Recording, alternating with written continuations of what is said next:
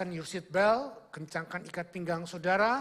Saya akan membahas tentang life of peace. Hidup di dalam kedamaian atau hidup di dalam damai. Nah, bear in your mind, ini adalah satu tema setelah tema daripada bulan Januari. Tema kita bulan Januari adalah restoring relationship. Saya ambil peace, life of peace, karena tidak mungkin terjadi life of peace tanpa restoring relationship.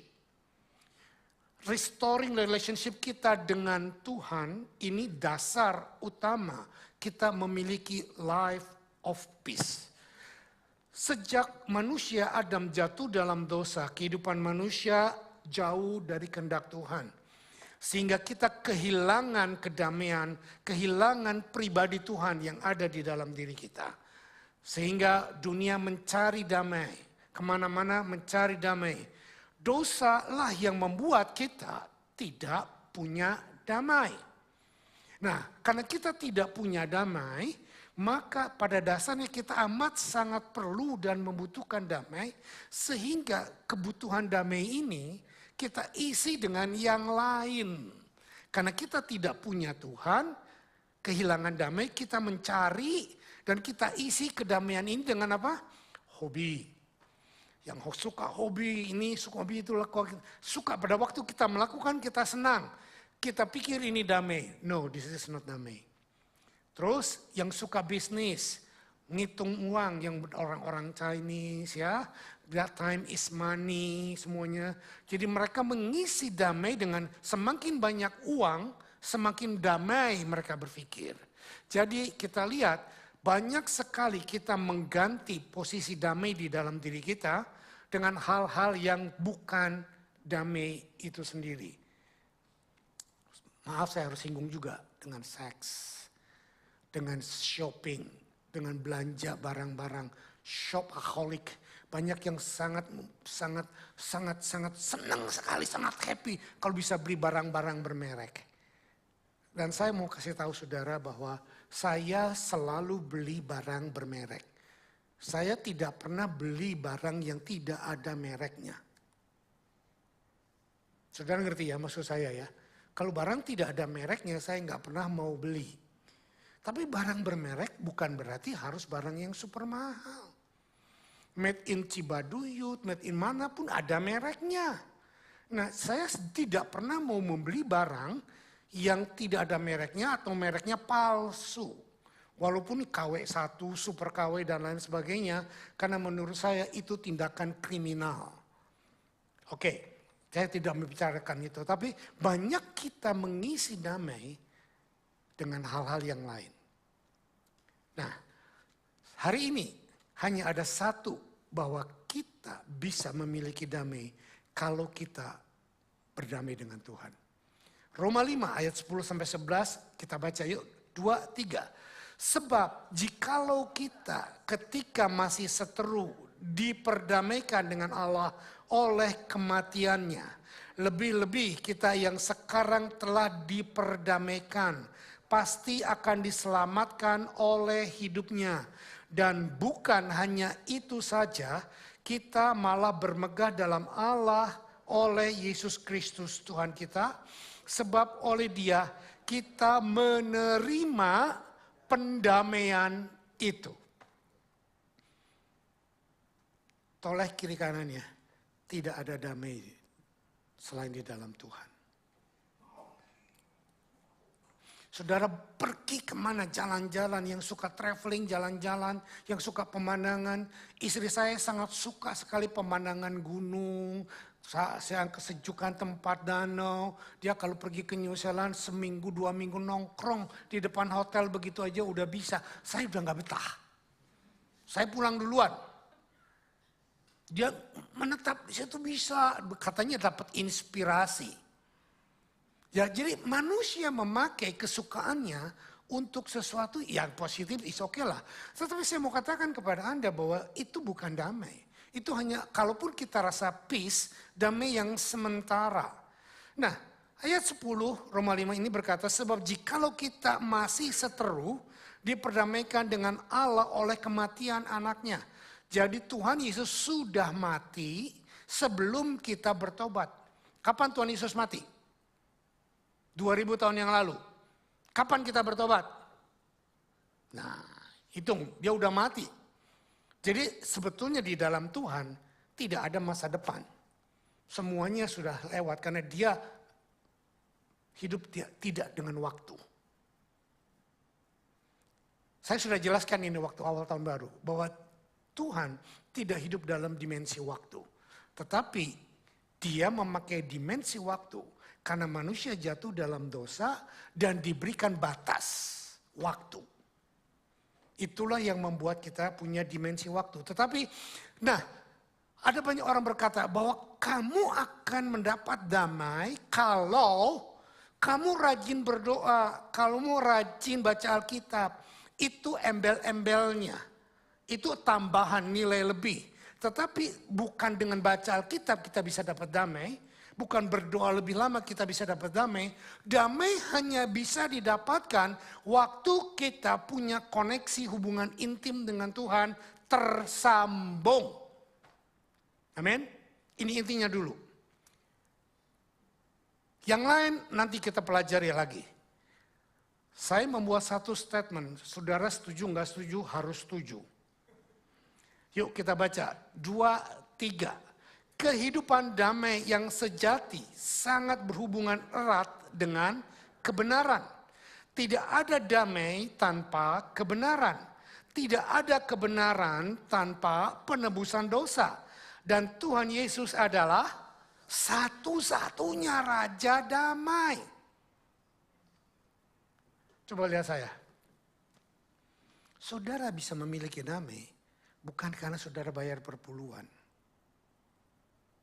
Bukan karena saudara mendermakan uangmu 90% dari penghasilanmu kepada yayasan sosial.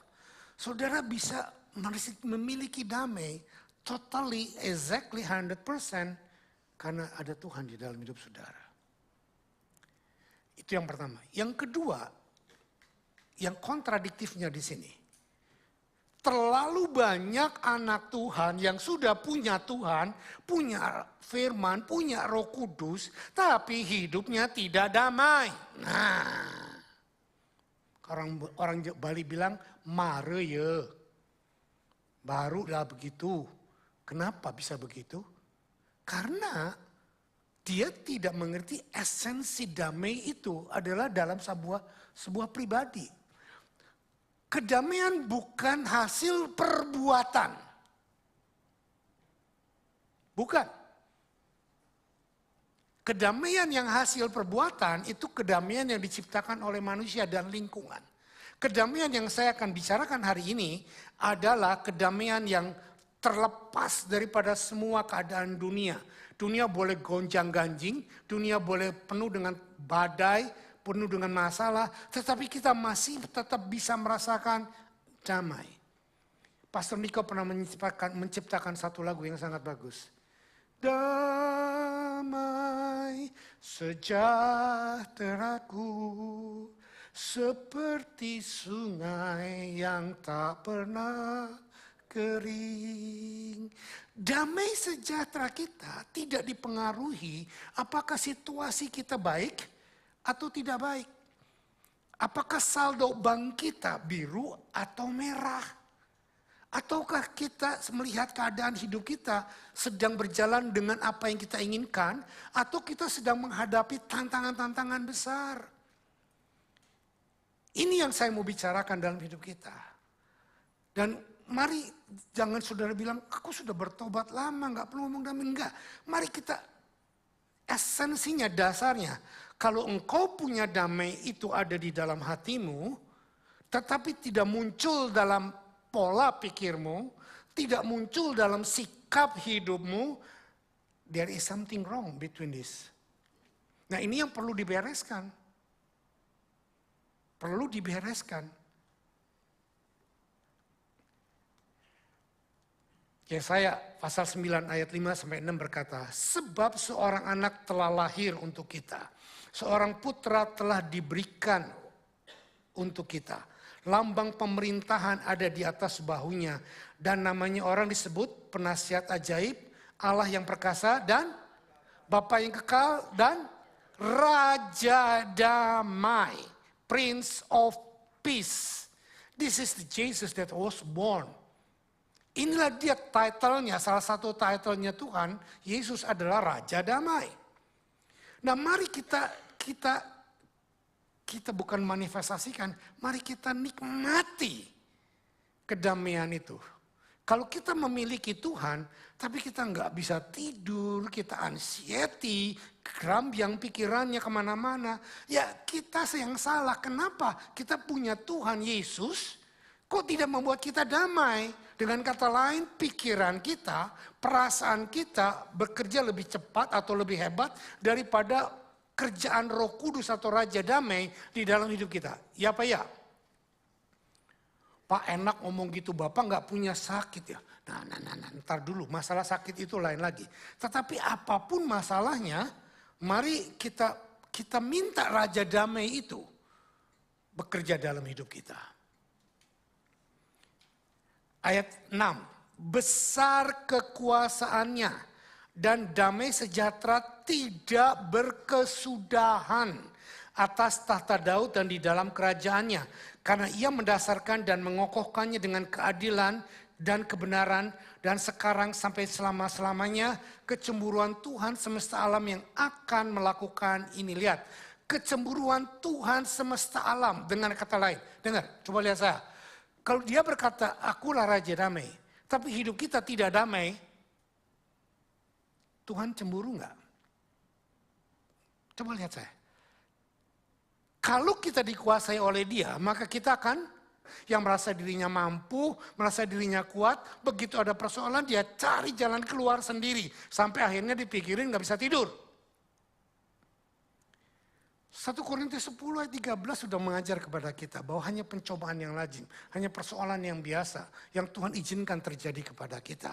Dan pada waktu dicobai Tuhan itu setia dan adil. Dia yang memberikan jalan keluar. Kita tidak perlu mencari jalan keluar. Amin. Nah ini masalahnya, kebanyakan kita karena merasa diri kita pintar, kita dididik, kita berprestasi dalam cara berpikir, dalam sekolah dan lain sebagainya. Tuhan sudah punya damai enggak? Nah, mari kita manifestasikan damai itu. Dalam cara berpikir kita, dalam cara berkata kita, dalam hidup kita. Damai sejahtera di bumi, di antara manusia yang berkenan kepadanya. Jadi kalau banyak orang dunia yang tidak bisa damai, tidak bisa tidur, itu biasa buat mereka cengli. Tapi buat kita itu enggak cengli, itu bocengli. Karena kita diminta untuk menyerah kepada dia. Nah, saya mencoba mendefinisikan kata damai ini dengan versi saya. Yuk kita baca. 2, 3, shalom, peace atau damai, bukanlah perasaan tenang yang dipengaruhi oleh kejiwaan dan emosi, yang dipengaruhi oleh keadaan sekitar. Tetapi sebuah kedamaian yang berasal dari karya Roh Kudus yang sudah hidup di dalam kita, walaupun sekitar kita sedang dalam keadaan badai yang dahsyat. Kalau kita sehat, rumah tangga baik, anak baik, sekolah berhasil, saldo bank oke, bisnis oke, pekerjaan oke, ya damailah pasti. Bukan damai seperti ini yang saya maksudkan. Karena sampai kapanpun keadaan seperti yang saya gambarkan tadi, rasanya nggak mungkin terjadi dalam hidup kita. Semuanya kita pasti ada sisi-sisi yang ini oke, saldo bank oke, hubungan suami istri nggak oke, hubungan suami istri oke, anak-anak nggak oke.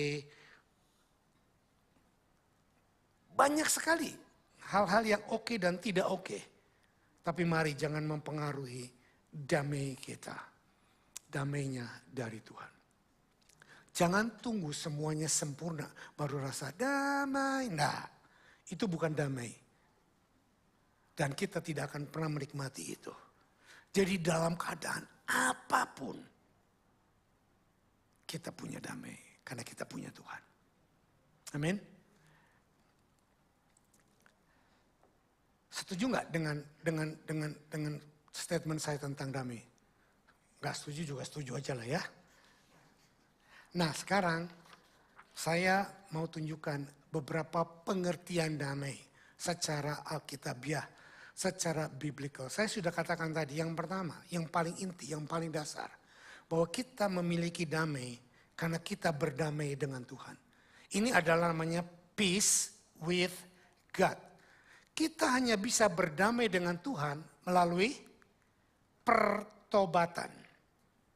Dan kepada Tuhan Yesus Kristus. Tapi saya mau memberikan satu batasan. Saudara, kita orang-orang karismatik sering terlalu judgmental. Begini, begitu kita tidak rasa damai, begitu kita rasa sesuatu yang buruk, kita sering merasa, aduh hidup gua gak layak. Ada dosa apa nih? Tuhan lagi marah apa nih sama aku? Periksa diri, Tuhan lagi bekerja, Tuhan lagi menegur kamu begini. It could be right, mungkin saja benar. Rasa tidak damai kita, rasa susah kita karena dosa yang sedang kita perbuat mungkin. Tetapi bisa juga tidak. Perhatikan ini. Tidak semua perasaan tidak damai adalah karena kita sedang berdosa. Tidak. Tetapi bisa perasaan tidak damai dalam diri kita adalah merupakan satu sinyal dari Tuhan. Sesuatu yang akan terjadi, yang sedang mengincar kita. Walaupun kita sedang lakukan sesuatu yang semua yang baik. Kita bayar perpuluhan, kita berdoa, kita pelayanan, kita oke semuanya. Tapi kita ada rasa sesuatu yang gelisah di dalam diri kita. Nah ini adalah tandanya bahwa kita sedang menghadapi sesuatu yang Tuhan kasih sinyal. Hey, hati-hati. Itu yang kedua. Yang ketiga, bisa juga rasa tidak damai kita. Karena kita sedang diserang oleh iblis. Begitu kita berhadapan dengan masalah, langsung cek. Wah, kita ini sedang diganggu nih. Biasanya Roh Kudus akan memberikan sinyal di dalam diri kita. Hey, hati-hati, ini loh. Nah, nangkap saudara? Perasaan tidak damai, perasaan tidak sejahtera bisa tanda dari Tuhan bahwa kita harus berhati-hati. Bukan karena dosa saja. Oke. Roma 5 ayat 1. Sebab itu kita yang dibenarkan karena iman, kita hidup dalam damai sejahtera dengan Allah oleh karena Tuhan kita, Yesus Kristus. Itu yang pertama, kita memiliki damai karena kita sudah berdamai dengan Tuhan. Yang kedua, damai secara Alkitab itu apa? Damai yang adalah pribadinya Tuhan sendiri diberikan kepada kita. Kalau tadi kita berdamai dengan Tuhan, sekarang peace of God diberikan kepada kita. Yohanes pasal yang kelima, 14. Yohanes pasal 14. Ayat 25-27 kita baca. Semuanya itu kukatakan kepadamu selagi aku berada bersama-sama dengan kamu. Tetapi penghibur yaitu Roh Kudus yang akan diutus oleh Bapa dalam namaku. Dialah yang akan mengajarkan segala sesuatu kepadamu dan akan mengingatkan kamu akan semua yang telah kukatakan kepadamu. Ayat 27 kita baca dengan keras. 2, 3. Damai sejahtera ku tinggalkan bagimu. Damai sejahtera ku berikan kepadamu. Dan apa yang ku berikan tidak seperti yang diberikan oleh dunia kepadamu. Janganlah gelisah dan gentar hatimu. Jadi karena tadi saya buat statement Tuhan itu bukan cuma punya damai. Dan dia adalah Raja Damai. Nah dia berikan pribadinya sendiri kepada kita. Waktu kita bertobat lahir baru, pribadi Raja Damai itu ada di dalam diri kita. Bukan cuma firman, bukan cuma perbuatan, tapi pribadi damai, Prince of Peace itu ada di dalam diri kita. Sehingga dia berkata, damai sejahtera ku tinggalkan bagimu. My goodness. Jadi apa kurangnya? Kenapa kita mesti gelisah? Kenapa kita mesti takut dalam hidup ini? Damai sejahteraku ku tinggalkan bagimu.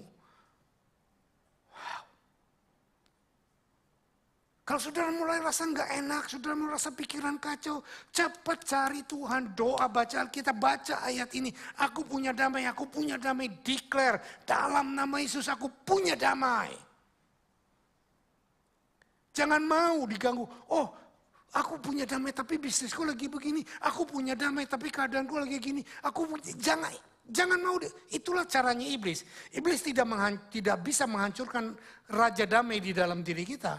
Tapi yang dia bisa lakukan adalah menjam cara berpikir kita. Menghancurkan pola pikir kita yang fokus kepada damai. Akhirnya fokus kepada yang tidak damai. Ini caranya iblis. Yohanes 14 ayat 27 dalam bahasa Inggris lebih jelas. Peace I leave with you. My peace I give to you. Wow. Kurang apa? Maaf saya tambahin, kita kurang ajar. Karena kurang diajar. Sudah diajar, sudah diberikan pribadi Tuhan, sudah diberikan darah Tuhan, sudah diberikan janji firman, dan masih aja gelisah. Masih aja anxiety. Untuk sementara anxiety oke. Tapi kalau untuk terus-terusan tidak oke.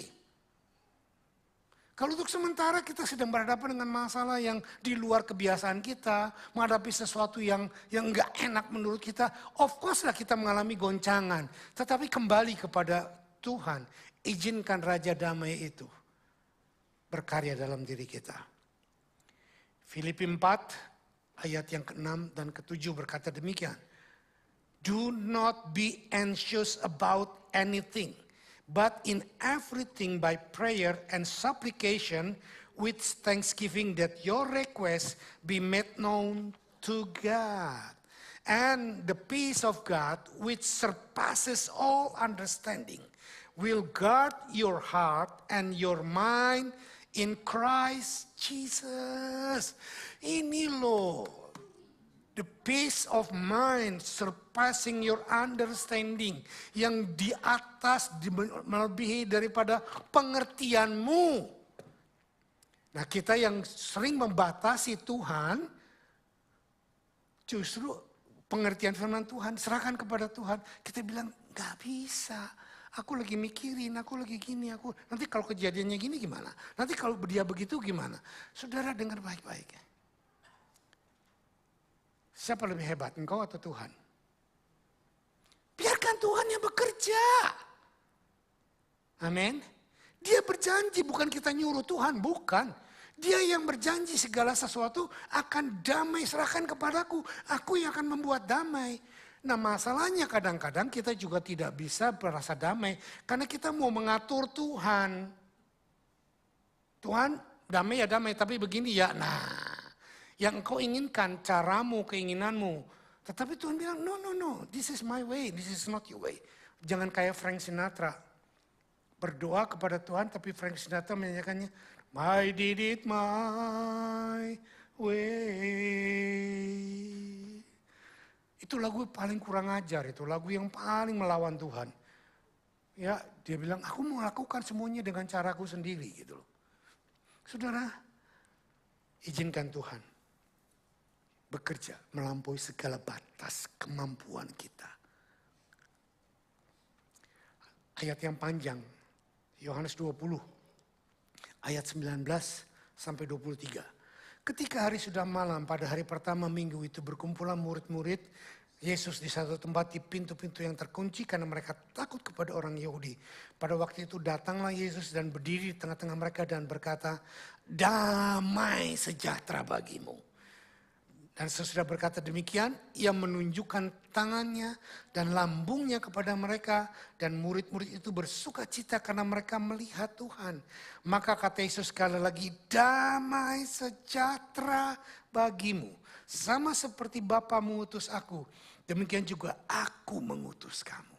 Sudah lihat, Tuhan Yesus begitu mati, bangkit dari kematian, dia menemui muridnya. Yang kata pertama yang dia katakan apa? Damai sejahtera bagimu.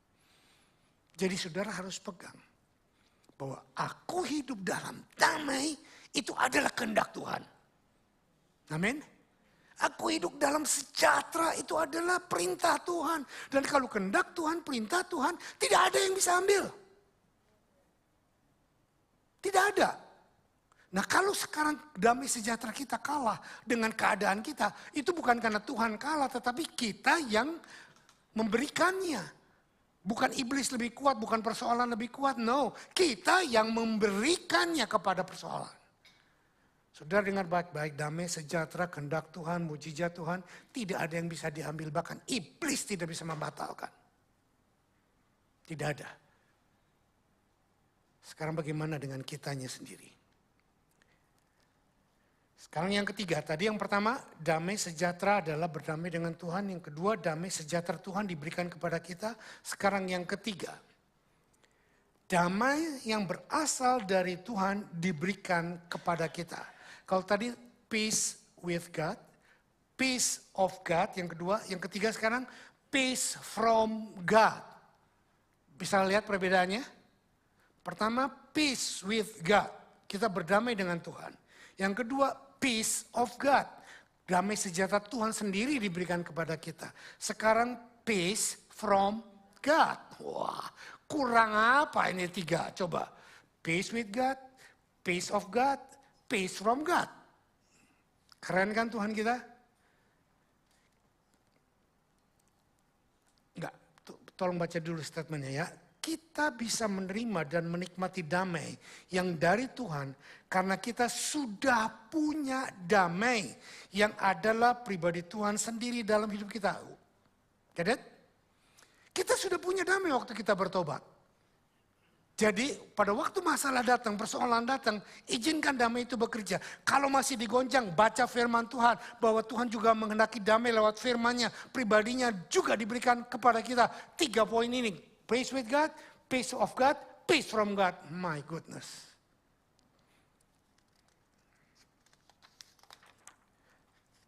Kita baca ayatnya, ini bukan tafsiran saya, ini semuanya ada backup ayatnya. Ibrani 4 ayat 15-16, sebab imam besar yang kita punya bukanlah imam besar yang tidak dapat turut merasakan kelemahan-kelemahan kita. Sebaliknya sama dengan kita, ia telah dicobai, hanya ia tidak berbuat dosa. Sebab itu marilah kita dengan penuh keberanian menghampiri tahta kasih karunia, supaya kita menerima rahmat dan menemukan kasih karunia untuk mendapat pertolongan kita pada waktunya. Sudah nangkep ini? Waktu saudara tidak damai, Tuhan juga merasakan tidak damai. Kenapa? Karena dia ada di dalam kita.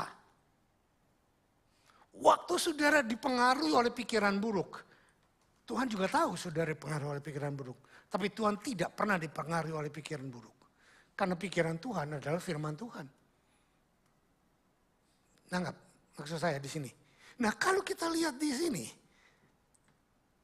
bahwa waktu kita merasakan tidak damai, waktu kita merasakan sesuatu yang buruk, datang kepada Tuhan berdoa, bukan cuma berdoa berlama-lama. Apalagi orang karismatik ajarkan bahasa roh, benar semuanya benar. Oke, nggak ada masalah mau bahasa roh, mau 5 menit, mau 50 menit, terserah lo.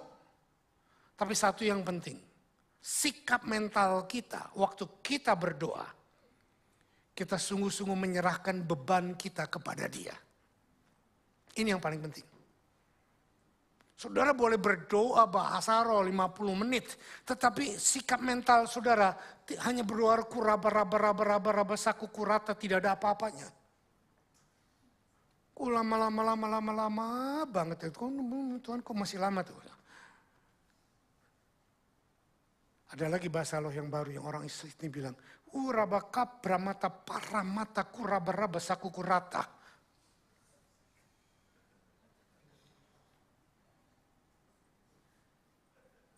Saudara berdoa bahasa roh apapun tanpa sikap mental kita yang menyerahkan semua beban kita kepada Dia. Begitu saudara selesai doa amin, beban itu tetap ada. Jangan mau beban itu tetap saudara balik. Serahkan, taruh di kaki Tuhan. Sudah aku taruh Tuhan. Terus pikiran kita akan dikerjakan oleh setan. Setan berkata, lu enak aja cuma ngomong, gak ada apa-apa. Persoalan masih ada. Mungkin persoalan masih ada. Tetapi percayalah Tuhan sedang mengerjakannya. Amin. Percayalah Tuhan sedang mengerjakannya. Itu yang penting. Pengharapan, iman. Nah, jadi damai yang dari Alkitab terjadi karena damai dengan Tuhan. Damai yang Tuhan punya. Damai yang dari Tuhan. Oke, peace with God, peace of God, peace from God. Nah sekarang,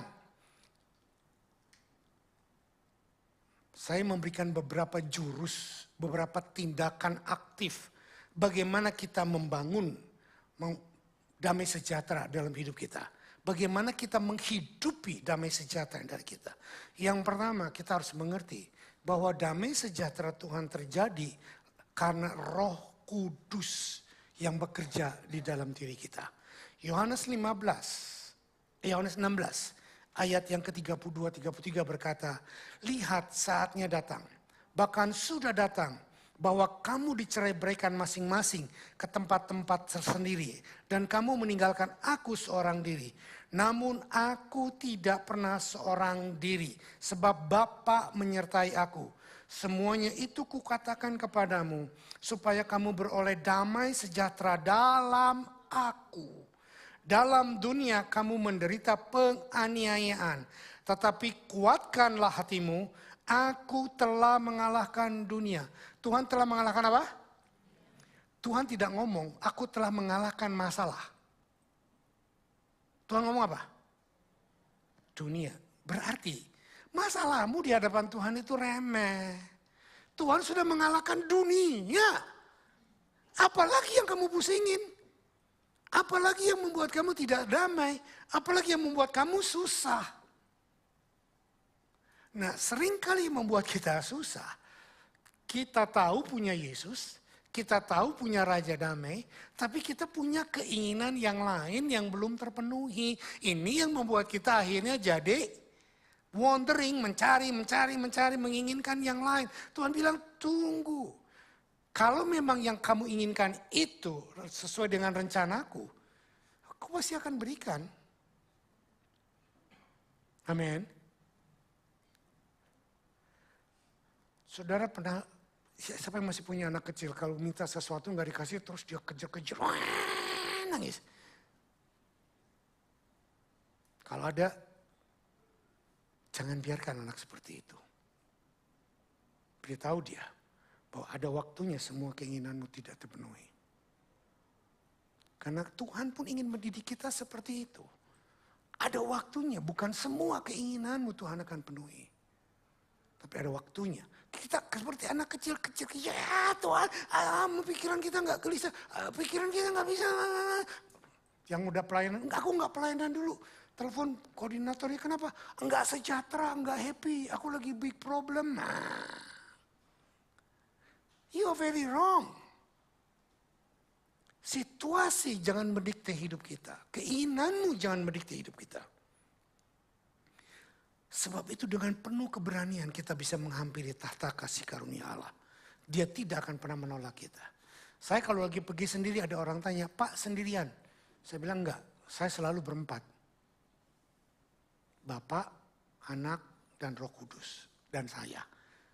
Tuhan Yesus bilang, aku enggak sendiri, aku enggak pernah sendiri karena Bapak menyertai aku. Betul enggak? Jadi kalau saya bilang bahwa saya nggak pernah sendiri, saudara jangan bilang GR, sok rohani. Enggak, saya meniru Bapakku.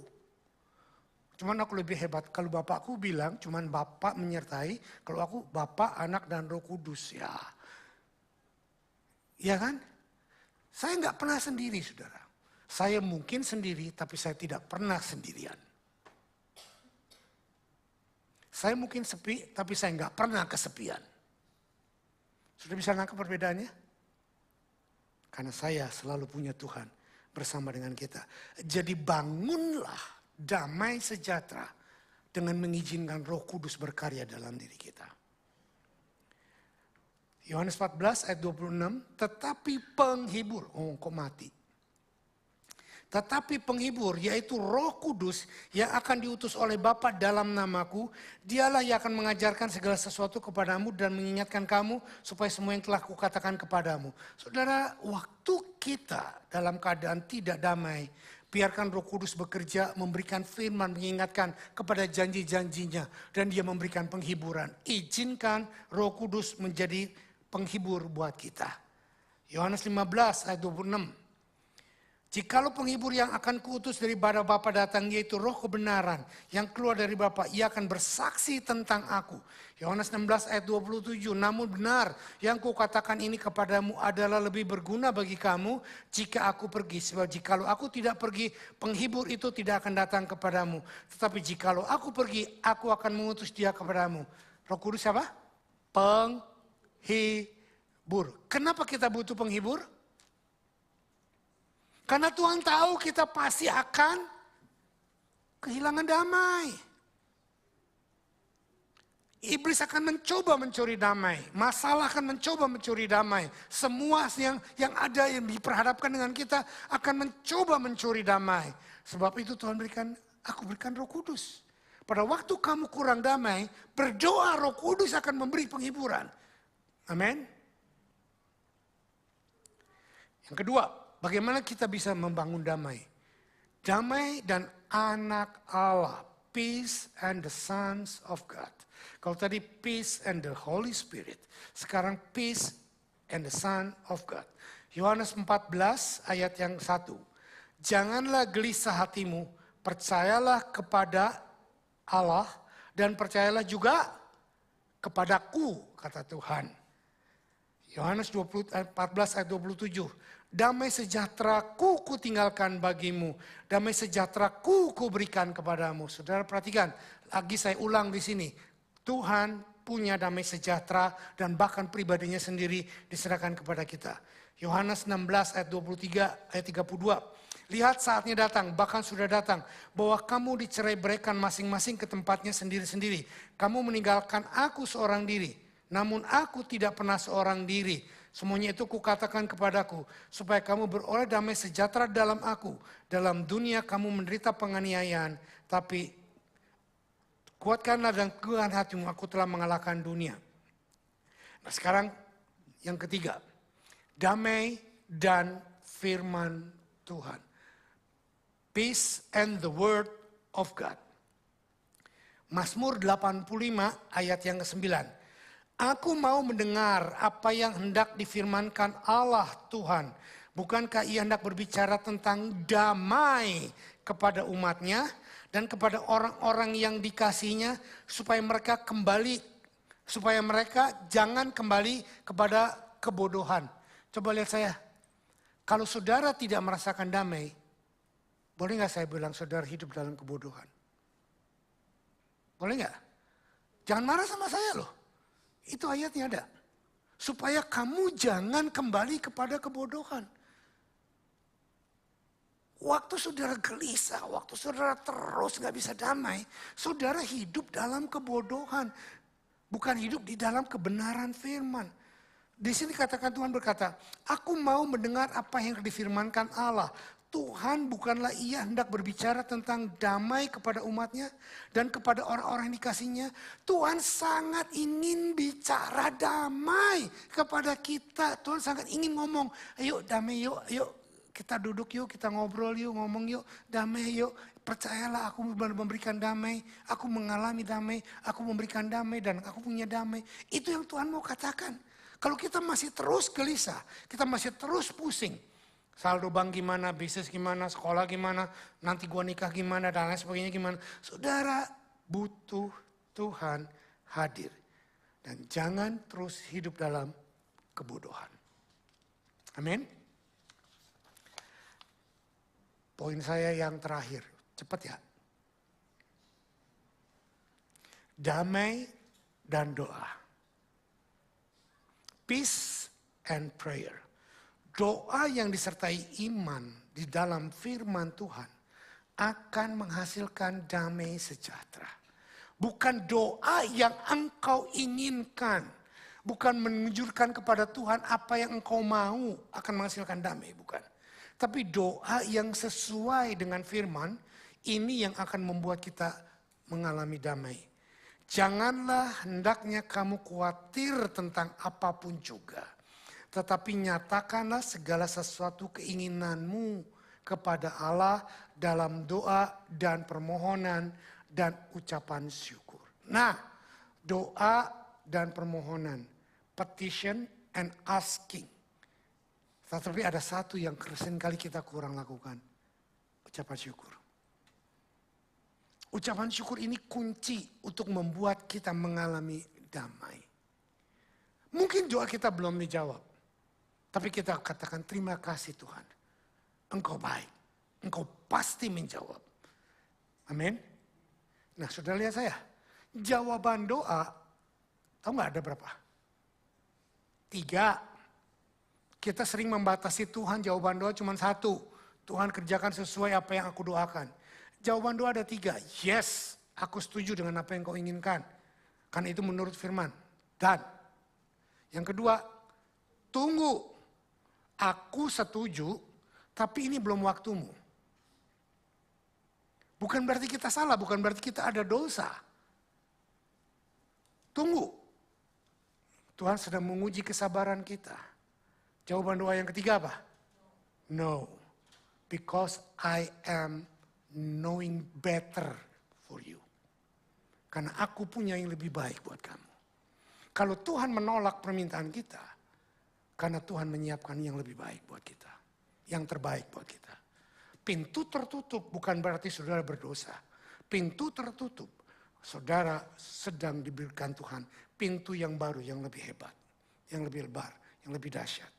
Jadi jawaban Tuhan itu 3, ingat ini, selalu ingat ini. Jawaban doa itu 3, tidak harus selalu yes now. Yang kita minta selalu maunya yes now. Emangnya Tuhan kacung loh. Izinkan dia menjadi Tuhan, izinkan dia melakukan apa yang dia mau kerjakan dalam diri kita. Prepare yourself.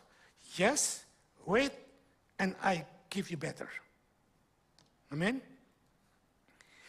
Siklus kehidupan duniawi dalam doa selalu berkata bahwa berdoa untuk segala sesuatu. Bahwa gelisah, susah dan lain sebagainya. Tetapi siklus kehidupan Tuhan, prayer for everything, thankful for anything. Sudah ngerti maksud saya? Prayer for everything, berdoalah buat segala sesuatu. Tapi thankful for anything. Ucapkan syukur juga buat apapun yang terjadi. Amin. Terakhir yuk kita baca Mazmur. Tumben saya khotbah, untung 5 menit. Biasanya rugi tekor. Sekarang untung. Mazmur 61 ayat 1-5. Untuk pemimpin biduan dengan penainan kecapi dari Daud. Dengarkanlah kiranya seruanku ya Allah, perhatikanlah doaku. Dari ujung bumi aku berseru kepadamu, karena hatiku lemah lesu. Tuntunlah aku ke gunung batu yang terlalu tinggi bagiku. Sungguh engkau menjadi tempat perlindunganku, menara yang kuat terhadap musuh. Biarlah aku menumpang di dalam kemahmu untuk selama-lamanya. Biarlah aku berlindung dalam naungan sayapmu. Saudara, saya mau menekankan 2 hal. Ayat 3 dikatakan, karena hatiku lemah lesu, tuntunlah aku ke gunung batu yang terlalu tinggi bagiku. Sudah nangkep gak ini?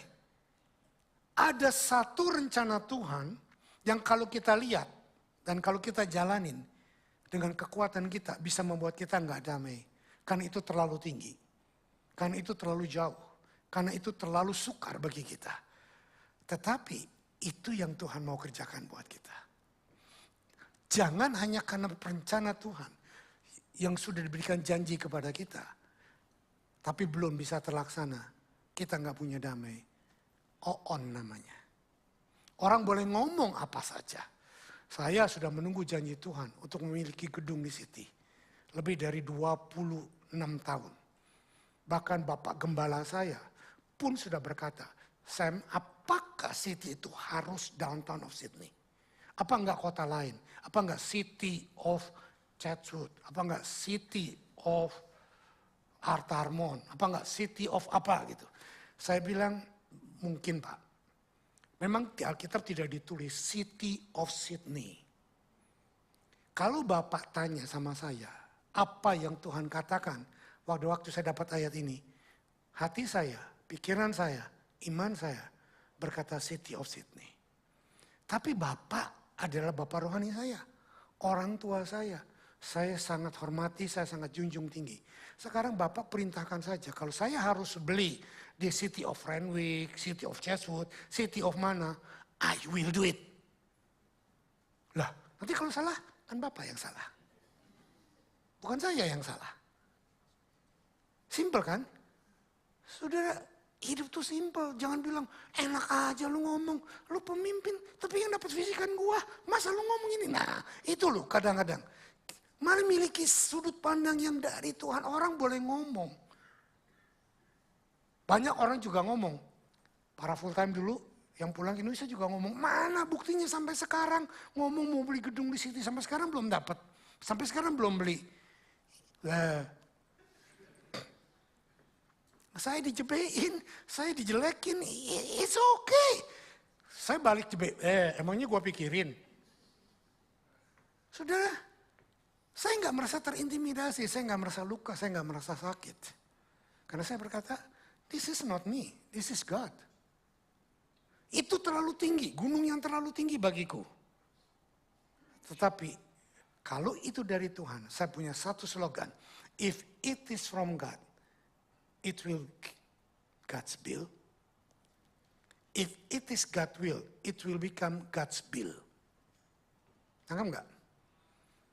Kalau Tuhan yang suruh, Tuhan yang kasih duitnya. Tuhan yang kasih buildingnya, amen. Saya nggak mau jadi pendeta lain. Tuhan yang suruh bangun, dia pergi kemana-mana minta sama anak-anak Tuhan yang lain bantu. Tuhan bilang enggak, aku nggak pernah kamu suruh kayak gitu. Dan saudara tidak akan pernah lihat, saudara tidak akan pernah tahu. Pak Samuel keliling khotbah cari dana buat pembangunan. Karena saya nggak pernah baca dalam Alkitab ada yang seperti itu. Nggak ada. Pada waktu Musa disuruh untuk bangun rumah Allah, bait Allah, tabernakel, sangat luar biasa. Tapi Tuhan mencukupkan segalanya. Musa berkata, bawa persembahanmu, bawa perpuluhanmu, bawa korbanmu. Sampai semuanya penuh. Musa sendiri berdiri, stop, jangan bawa lagi, sudah lebih dari cukup. Belum pernah kan ada pendeta bilang stop, jangan korban lagi kan.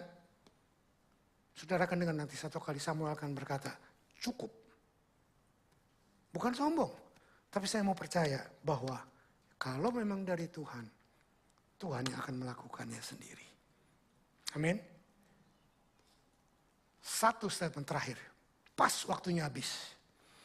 Yuk kita baca 2, 3. When we already have peace with God, we can have peace of God to living on earth with the peace from God. Keren kan? Saudara nggak muji keren? Saya puji sendiri. Saya ulang sekali lagi. When we already have peace with God, we can have peace of God to living on earth with the peace from God. Kita tundukkan kepala. Bapak, hamba sudah menyampaikan bagaimana kami hidup damai. Hanya lewat pribadimu, hanya karya Roh Kudusmu, hanya karena firman-Mu kami bisa hidup damai. Tuhan, hamba berdoa buat setiap kami di sini. Khususnya yang punya gangguan, penyakit, gelisah. Yang harus bergantung kepada obat-obat penenang. Dalam nama Yesus Tuhan. Hamba berdoa. Biarlah damai sejahtera yang dari Tuhan. Damai sejahtera pribadinya Tuhan. Damai sejahtera dari firman Tuhan. Damai sejahtera dari Roh Kudus. Turun dan menguasai mereka. Kuasai pikiran dan hati mereka. Kuasai kami semuanya Tuhan. Sehingga kami bisa membangun, develop the peace of God dalam kehidupan pribadi, kehidupan rumah tangga, kehidupan bisnis, kehidupan sekolah, kehidupan pergaulan, kehidupan apapun juga. Kami boleh menerimanya. Khususnya karena damai sejahtera ini sudah Engkau seal, Engkau sudah materaikan dengan tubuh dan darah-Mu. Hamba berdoa Tuhan, kuduskan roti ini, persekutukan dengan tubuhmu, kuduskan cawan anggur minuman ini dengan darahmu menjadi persekutuan yang indah dan membuat kami hidup damai karena punya Raja damai di dalam hidup kami. Dalam nama Yesus, amin.